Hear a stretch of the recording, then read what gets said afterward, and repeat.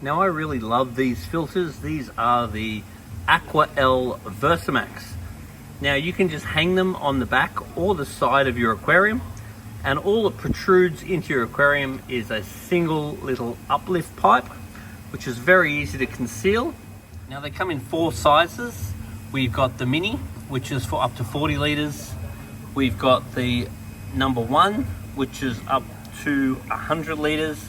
And then we've got the 2, that's up to 200 liters. And then there's the 3, which is currently invisible because I sold it, but I think that's about 300 liters. So depending on the size aquarium will depend which one you end up getting. And it is definitely the bigger the better. So you can't really, well, you sort of can, but you can't really over filter your aquarium. So where possible, always try to upsize. So for most aquariums, if possible, try to get the number 3. Be like this bloke, he took a number 3. Now as far as flow rate is concerned, the number 1 does 500 liters an hour. The number 2 does 800 liters an hour. And the number 3 does 1200 liters an hour. Now that sounds like a lot of flow, but because it's dispersed over a relatively wide area, you'll find that that flow is quite gentle for your tank. And the way that it disperses the water over the top is absolutely fabulous for your gas exchange and your surface agitation. All filters, inside the actual pump compartment is an impeller.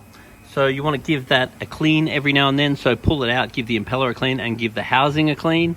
I would definitely want to do that a couple of times a year, and do it definitely if you notice the flow reducing. Now there is a flow reducer if you need it. I try to have it on full unless you really need to. Obviously you can turn it down. Now what I'm looking for when I'm buying a external filter is mainly the design of the bottom to top design.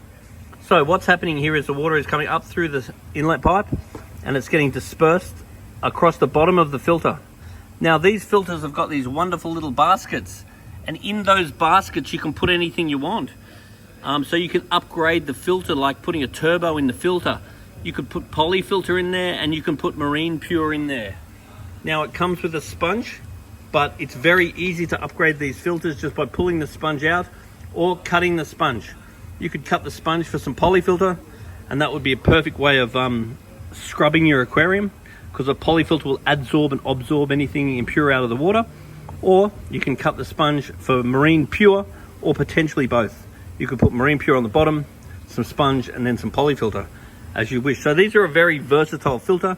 You can also use them for carbon, you can use them for Purigen and anything else. So when I'm looking for a filter, I like the bottom to top design because I can put anything I want in there.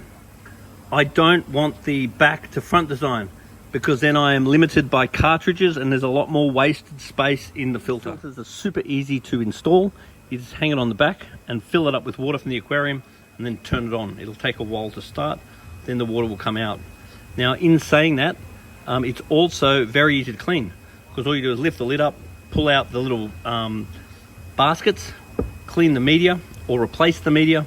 If it is biological media like sponge or marine pure, you need to make sure that you clean that in water you've removed from the aquarium so you don't damage the good bacteria. Then you just reach over, pop it back in again and put the lid back on, and make sure the filter is full of water before you turn it back on. It is very easy to set up and it is very easy to service. You open up the unit, you'll get the filter itself. There's the impeller in the bottom. So every now and then we want to just click that, pull it out and give it a clean. Now depending on the size unit you've got, you'll get basket or baskets. Inside it comes the sponge. Now once again, that's very easy just to pull this out, give it a clean. Once again, you're cleaning the sponge in water from the fish tank, not water from the tap, to keep the good bacteria in it. Then you throw that fish water away. And then once again, you can cut that to either put marine pure on the bottom and or polyfilter on the top. So that just goes in there like that. Then you're getting your inlet line. Now depending on the size tank, I tend to only have one of these on. So I'd consider that one. That's your strainer, and then I'd have a spare one, just in case that gets all clogged up and too dirty. You need to make sure the strainers are relatively clean, so you give them a clean every time. Now in general, I usually want these filters picking up from higher in the tank. So some people are like, oh, I'll put the extra one on so it picks up from lower and lower, but you're not really trying to pick up the solid waste.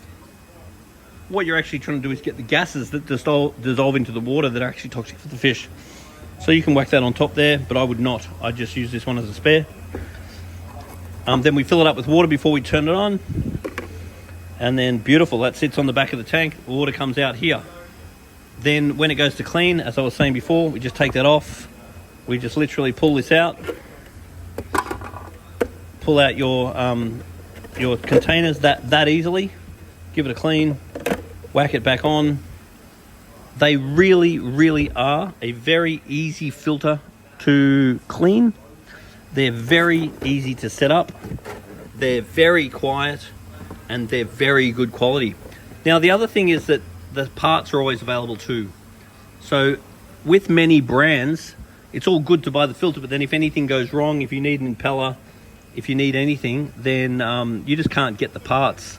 So there are various brands on the market at the moment where it's all good to buy your filter, but then anything goes wrong and you literally cannot get the parts. Now, the other feature just to look at too is the angle. So if you look under here, you'll see this little disc, and you can use this disc to set the angle, because you want it to be a little straight or even leaning forward a little bit. You don't want a situation where it's leaning back. So that will just set the angle off the glass. Anyway, I highly recommend these filters. They are an absolute favorite of mine. But once again, really try to upsize it. No matter what aquarium you've got, always go for the bigger one. And where possible, be like that guy, get the number 3.